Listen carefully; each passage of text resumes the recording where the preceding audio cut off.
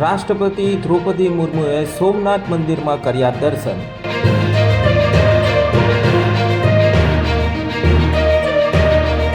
સોમનાથ મંદિરમાં શીશ ઝુકાવીને રાષ્ટ્રપતિએ આશીર્વાદ લીધા।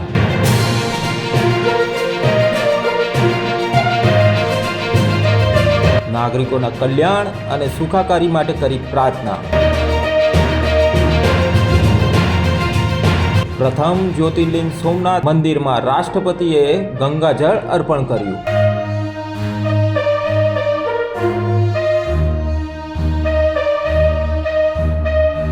દિવ્ય મંત્રોચ્ચાર સાથે સોમનાથ મહાદેવની કરી પૂજા અર્ચના।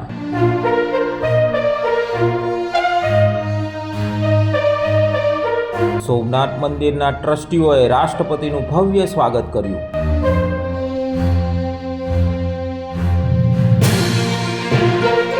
સોમનાથ મંદિરમાં દર્શન કરતી વખતે રાષ્ટ્રપતિ સાથે તેમના દીકરી પણ હાજર રહ્યા।